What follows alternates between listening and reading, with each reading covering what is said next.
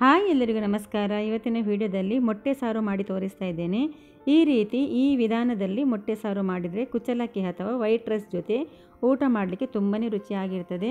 ನಾನಿಲ್ಲಿ ಮೊಟ್ಟೆಯನ್ನು ಚೆನ್ನಾಗಿ ನೀರಿನಲ್ಲಿ ತೊಳೆದ ನಂತರ ಕುಕ್ಕರಲ್ಲಿ ಹಾಕ್ತಾ ಇದ್ದೇನೆ. ಕುಕ್ಕರಲ್ಲಿ ನಾವು ಬೇಯಿಸಿಕೊಂಡ್ರೆ ಮೊಟ್ಟೆ ಒಡೆಯುವುದಿಲ್ಲ, ಹಾಗಾಗಿ ನಾನು ಕುಕ್ಕರಲ್ಲಿ 2 ವಿಸಲ್ ಬರೋ ತನಕ ಇದನ್ನು ಬೇಯಿಸಿಕೊಳ್ತಾ ಇದ್ದೇನೆ. ಇದಕ್ಕೆ ಈಗ ಸ್ವಲ್ಪ ನೀರು ಹಾಕಿ ಹಾಗೆ ಸ್ವಲ್ಪ ಉಪ್ಪು ಹಾಕ್ತಾ ಇದ್ದೇನೆ. ಸ್ವಲ್ಪ ಉಪ್ಪು ಹಾಕಿದರೆ ಮೊಟ್ಟೆ ಬೇಯುವಾಗ ಒಡೆಯುವುದಿಲ್ಲ ಮತ್ತು ಸಿಪ್ಪೆ ಕೂಡ ನಿಮಗೆ ಬೇಗನೆ ಈಸಿಯಾಗಿ ತೆಗಿಲಿಕ್ಕೆ ಬರ್ತದೆ. ಈಗ ಇದಕ್ಕೆ ಮುಚ್ಚಳ ಮುಚ್ಚಿ ಇದನ್ನು 2 ವಿಸಲ್ ಬರೋ ತನಕ ಇದನ್ನು ಬೇಯಿಸಿದ ನಂತರ ಗ್ಯಾಸನ್ನು ಆಫ್ ಮಾಡ್ತೇನೆ.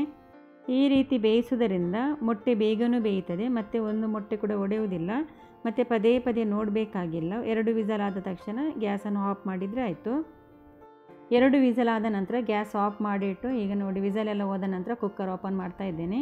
ನೋಡಿ ಮೊಟ್ಟೆ ಒಂದು ಕೂಡ ಒಡೆದು ಹೋಗಲಿಲ್ಲ. ಇದು ಒಂದು 5 ನಿಮಿಷ ತಣ್ಣಗಾದ ನಂತರ ಇದರ ಸಿಪ್ಪೆ ತೆಗೆದುಕೊಳ್ಬೇಕು. ಆವಾಗಲೇ ನಾವು ಸಿಪ್ಪೆ ತೆಗಿಬಾರ್ದು, ಸ್ವಲ್ಪ ಬಿಸಿ ಇರುವಾಗ ಸಿಪ್ಪೆ ಅಷ್ಟು ಈಸಿಯಾಗಿ ತೆಗಿಲಿಕ್ಕೆ ಬರುವುದಿಲ್ಲ. ಒಂದು 5 ನಿಮಿಷದ ನಂತರ ಅಥವಾ ಸ್ವಲ್ಪ ನಾರ್ಮಲ್ ನೀರಲ್ಲಿ ನಾವು ತಣ್ಣೀರಲ್ಲಿ ಹಾಕಿಟ್ಟು ನಂತರ ಸಿಪ್ಪೆ ತೆಗೆದರೆ ಆಯಿತು, ಈಸಿಯಾಗಿ ಬರ್ತದೆ. ನೋಡಿ ತುಂಬ ಸುಲಭದಲ್ಲಿ ನಾವು ತೆಗಿಬೋದು. ಎಲ್ಲ ಮೊಟ್ಟೆಯ ಸಿಪ್ಪೆ ತೆಗೆದ ನಂತರ ಎಲ್ಲ ಮೊಟ್ಟೆಗೂ ಈ ರೀತಿ ಹತ್ತಿರ ಕಟ್ಸ್ ಹಾಕಿ ಇಡಬೇಕು. ಈ ರೀತಿ ಕಟ್ಸ್ ಹಾಕೋದ್ರಿಂದ ಮಸಾಲೆ ಎಲ್ಲ ಚೆನ್ನಾಗಿ ಎಳೆದುಕೊಳ್ತದೆ. ಮಸಾಲ ರೆಡಿ ಮಾಡಲಿಕ್ಕೆ ತವ ಬಿಸಿ ಆಗಲು ಇಟ್ಟು ಸ್ವಲ್ಪ ಕೊಬ್ಬರಿ ಎಣ್ಣೆ ಹಾಕ್ತಾ ಇದ್ದೇನೆ. ಕೊಬ್ಬರಿ ಎಣ್ಣೆ ಇಲ್ಲದಿದ್ದರೆ ಯಾವುದೇ ಕುಕ್ಕಿಂಗ್ ಆಯಿಲ್ ಯೂಸ್ ಮಾಡ್ಬೋದು. ಹಾಗೆ ಇದಕ್ಕೆ ಒಂದು 5 ಬ್ಯಾಡಗಿ ಮೆಣಸು ಹಾಕಿ ಗ್ಯಾಸ್ ಫ್ಲೇಮ್ ಸ್ಲೋ ಇಟ್ಟಿದ್ದೇನೆ. ಈಗ ಇದನ್ನು ಮೆಣಸನ್ನು ಮೊದಲಿಗೆ ಫ್ರೈ ಮಾಡ್ತಾ ಇದ್ದೇನೆ. ಮೆಣಸು ಸ್ವಲ್ಪ ಫ್ರೈ ಆದ ನಂತರ ಅದನ್ನು ಸೈಡಿಗೆ ಇಟ್ಟು ಈಗ ಇದಕ್ಕೆ ನಾನು 2 ಚಮಚದಷ್ಟು ಕೊತ್ತಂಬರಿ ಬೀಜ ಹಾಕ್ತಾ ಇದ್ದೇನೆ. ಹಾಗೆಯೇ ಅರ್ಧ ಚಮಚದಷ್ಟು ಜೀರಿಗೆ ಹಾಕಿದ್ದೇನೆ. 1/4 ಚಮಚಗಿಂತಲೂ ಸ್ವಲ್ಪ ಕಡಿಮೆ ಸಾಸಿವೆ ಹಾಕ್ತಾ ಇದ್ದೇನೆ. ಸ್ವಲ್ಪವೇ ಸ್ವಲ್ಪ ಓಂ ಕಾಳು ಹಾಕಿದ್ದೇನೆ. ಹಾಗೆಯೇ ಸ್ವಲ್ಪ ಒಂದು 1/4 ಚಮಚಗಿಂತಲೂ ತುಂಬ ಕಡಿಮೆ ಒಂದು 10 ರಿಂದ 15 ಮೆಂತೆಕಾಳು ಹಾಕಿದ್ದೇನೆ. 10 ಕಾಳು ಮೆಣಸು ಹಾಕಿದ್ದೇನೆ. ಮೊಟ್ಟೆ ಗ್ಯಾಸ್ ಆದ ಕಾರಣ ಓಂ ಕಾಳು ಸ್ವಲ್ಪ ಹಾಕಿದರೆ ಒಳ್ಳೆಯದು. ಹಾಗೆ ಸ್ವಲ್ಪ ಕರಿಬೇವನ್ನು ಹಾಕಿ ಈಗ ಇದನ್ನು ಸ್ವಲ್ಪವೇ ಸ್ವಲ್ಪ ಫ್ರೈ ಮಾಡ್ತಾ ಇದ್ದೇನೆ. ಗ್ಯಾಸ್ ಫ್ಲೇಮ್ ಫುಲ್ಲು ಸ್ಲೋ ಅಲ್ಲಿದೆ. ಸ್ವಲ್ಪ ಇದು ಮಸಾಲೆ ಫ್ರೈ ಆದ ನಂತರ ಗ್ಯಾಸನ್ನು ಆಫ್ ಮಾಡಿದ್ದೇನೆ. ಈಗ ಮಿಕ್ಸಿ ಜಾರಿಗೆ ಒಂದು 4 ಎಸಳು ಬೆಳ್ಳುಳ್ಳಿ, ಅರ್ಧ ಈರುಳ್ಳಿ ಹಾಕಿದ್ದೇನೆ. ಹಾಗೆಯೇ 1/4 ಚಮಚಗಿಂತಲೂ ಸ್ವಲ್ಪ ಕಡಿಮೆ ಅರಶಿನ ಪುಡಿ ಹಾಕಿದ್ದೇನೆ. ಫ್ರೈ ಮಾಡಿಟ್ಟ ಈ ಮಸಾಲೆಯನ್ನು ಹಾಕ್ತಾ ಇದ್ದೇನೆ. ಮಸಾಲೆ ಎಲ್ಲ ಮಿಕ್ಸಿ ಜಾರಿಗೆ ಹಾಕಿದ ನಂತರ ಮೊದಲಿಗೆ ನೀರು ಹಾಕದೆ ಇದನ್ನು 2 ಸುತ್ತು ಗ್ರೈಂಡ್ ಮಾಡಿ ತರಬೇಕು. ಮಸಾಲೆ 2 ಸುತ್ತು ಗ್ರೈಂಡ್ ಆದ ನಂತರ ಇಲ್ಲಿ ನಾನು ಅರ್ಧ ಕಪ್ನಷ್ಟು ತೆಂಗಿನಕಾಯಿಯನ್ನು ತುರಿದಿಟ್ಟಿದ್ದೇನೆ. ಅದನ್ನು ಮಿಕ್ಸಿ ಜಾರಿಗೆ ಹಾಕಿಕೊಂಡು ಹಾಗೆ ಇದಕ್ಕೆ ನಾನು ಸ್ವಲ್ಪ ಹುಣಸೆ ಹುಳಿ ಹಾಕ್ತಾ ಇದ್ದೇನೆ. ಬೀಜ ಇದೆಯಾ ನೋಡಿ ಹಾಕಿ, ಬೀಜ ಇದ್ದರೆ ನೀರಲ್ಲಿ ನೆನೆಸಿಟ್ಟು ಹಾಕಿದರೂ ಆಗ್ತದೆ. ಹುಳಿ ತುಂಬ ಜಾಸ್ತಿ ಆದರೆ ಒಳ್ಳೆಯದಾಗೋದಿಲ್ಲ. ಮೊದಲಿಗೆ ಸ್ವಲ್ಪ ಹುಳಿ ಹಾಕಿಕೊಂಡು ಮತ್ತೆ ಬೇಕಿದ್ದರೆ ಹುಣಸೆ ಹುಳಿಯ ನೀರನ್ನು ಕೂಡ ಹಾಕಿಕೊಳ್ಬೋದು.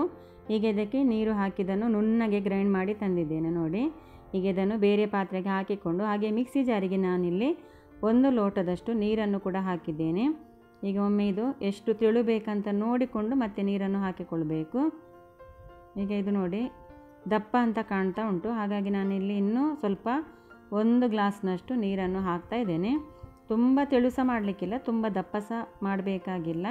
ನಾನು ಈ ಸಾರನ್ನು ತುಂಬ ದಪ್ಪವೂ ಮಾಡಲಿಲ್ಲ, ತುಂಬ ತೆಳುವಾಗಿಯೂ ಮಾಡಲಿಲ್ಲ. ನೋಡಿ ಈ ಅದಕ್ಕೆ ಮಾಡಿಟ್ಟಿದ್ದೇನೆ.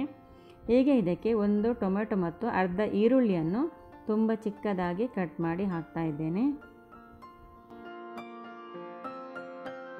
ಈಗ ಇದಕ್ಕೆ ರುಚಿಗೆ ತಕ್ಕಷ್ಟು ಉಪ್ಪನ್ನು ಹಾಕಿಕೊಳ್ಬೇಕು. ಹುಳಿ ಏನಾದರೂ ಕಡಿಮೆ ಅಂತ ಅನಿಸಿದರೆ ಈಗ ಹಾಕಬಾರ್ದು. ಒಂದು ಕುದಿ ಬಂದ ನಂತರ ನೋಡಿ ಮತ್ತೆ ಬೇಕಿದ್ದರೆ ಹುಣಸೆ ಹುಳಿಯ ನೀರನ್ನು ಹಾಕಿಕೊಳ್ಬೋದು. ಈಗ ಗ್ಯಾಸ್ ಆನ್ ಮಾಡಿ ಈ ಸಾರನ್ನು ಕುದಿಲಿಕ್ಕೆ ಇಡಬೇಕು. ಇದು ಒಂದು ಚೆನ್ನಾಗಿ ಕುದಿ ಬರಬೇಕು. ಕುದಿಯುವಾಗ ಪೂರ್ತಿ ಮುಚ್ಚಳ ಮುಚ್ಚಬಾರ್ದು. ಈಗ ಸ್ವಲ್ಪ ಓಪನ್ ಇಟ್ಟು ಮುಚ್ಚಳವನ್ನು ಮುಚ್ಚಿ ಕುದಿಲಿಕ್ಕೆ ಬಿಡಬೇಕು. ಸಾರು ಕುದೀತಾ ಇರಲಿ ಅಷ್ಟರವರೆಗೆ ಇಲ್ಲಿ ಒಗ್ಗರಣೆಗೆ ಮಸಾಲ ಫ್ರೈ ಮಾಡಿದ ತವಕೆಯಲ್ಲಿ ನಾನು ಸ್ವಲ್ಪ 2 ಸ್ಪೂನ್ನಷ್ಟು ಕೊಬ್ಬರಿ ಎಣ್ಣೆ ಹಾಕಿದ್ದೇನೆ.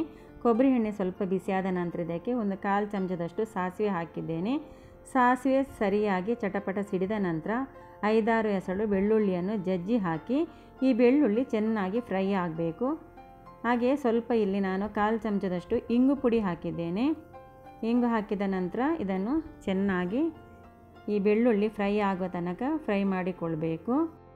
ಬೆಳ್ಳುಳ್ಳಿ ಸರಿಯಾಗಿ ಕೆಂಪಗೆ ಫ್ರೈ ಆದ ನಂತರ ಇದಕ್ಕೆ ಸ್ವಲ್ಪ ಕರಿಬೇವನ್ನು ಹಾಕಿ ಸ್ವಲ್ಪ ಕರಿಬೇವನ್ನು ಫ್ರೈ ಮಾಡಿಕೊಂಡ್ರೆ ಸಾಕು, ಜಾಸ್ತಿ ಫ್ರೈ ಮಾಡಬೇಕಾಗಿಲ್ಲ. ಈಗ ಈ ಒಗ್ಗರಣೆ ರೆಡಿಯಾಗಿದೆ. ಇದನ್ನೀಗ ಕುದಿಯುತ್ತಿರುವ ಸಾರಿಗೆ ಹಾಕಿಕೊಳ್ಬೇಕು. ಒಗ್ಗರಣೆ ಹಾಕುವ ವಿಡಿಯೋ ಮಿಸ್ ಆಗಿದೆ. ಈಗ ನೋಡಿ ಒಗ್ಗರಣೆ ಆಗಿದೆ, ಸಾರಿಗೆ ಕಾಣ್ತಾ ಉಂಟು. ಈಗ ಇದಕ್ಕೆ ನಾವು ಕಟ್ ಮಾಡಿಟ್ಟ ಬೇಯಿಸಿದ ಮೊಟ್ಟೆಯನ್ನು ಹಾಕಿಕೊಳ್ಬೇಕು. ಮೊಟ್ಟೆಯನ್ನು ಹಾಕಿದ ನಂತರ ಇದನ್ನೊಂದು 2 ನಿಮಿಷ ಕುದಿಸಿದರೆ ಸಾಕು. ಆನಂತರ ಗ್ಯಾಸ್ ಆಫ್ ಮಾಡಬೇಕು. ಈ ರೀತಿ ಮೊಟ್ಟೆ ಸಾರು ಯಾವತ್ತು ನೀವು ಮಾಡದಿದ್ದರೆ ಒಂದು ಸಲ ಇದನ್ನು ಮಾಡಿ ನೋಡಿ, ತುಂಬಾ ರುಚಿ ಆಗ್ತದೆ. ಹಾಗೆ ನಾವು ಸಾಧಾರಣವಾಗಿ ಮೊಟ್ಟೆ ಸಾರು ಮಾಡಿದಾಗ ಕುಚ್ಚಲಕ್ಕಿ ರೈಸಿಗೆ ಅಥವಾ ವೈಟ್ ರೈಸ್ ಜೊತೆ ಊಟ ಮಾಡಲಿಕ್ಕೆ ಸಪ್ಪೆ ಸಪ್ಪೆಯಾಗಿರ್ತದೆ. ಈ ವಿಧಾನದಲ್ಲಿ ಮಾಡಿದರೆ ತುಂಬಾ ರುಚಿಯಾಗಿರ್ತದೆ. ಒಂದು ಸಲ ಖಂಡಿತ ಟ್ರೈ ಮಾಡಿ. ಗಾರ್ನಿಷ್ಗೆ ಬೇಕಿದ್ದರೆ ಸ್ವಲ್ಪ ಕೊತ್ತಂಬರಿ ಸೊಪ್ಪನ್ನು ಕಟ್ ಮಾಡಿ ಹಾಕ್ಬೋದು. ಹಾಗೆಯೇ ಇವತ್ತಿನ ಈ ರೆಸಿಪಿ ತಮಗೆ ಇಷ್ಟವಾದಲ್ಲಿ ಪ್ಲೀಸ್ ಒಂದು ಲೈಕ್ ಕೊಡಿ. ಚಾನಲ್ನ ಸಬ್ಸ್ಕ್ರೈಬ್ ಮಾಡದೇ ನೋಡ್ತಾ ಇದ್ದರೆ ಪ್ಲೀಸ್ ಸಬ್ಸ್ಕ್ರೈಬ್ ಮಾಡಿಕೊಳ್ಳಿ. ಈ ವಿಡಿಯೋ ನೋಡಿದ್ದಕ್ಕಾಗಿ ಧನ್ಯವಾದಗಳು.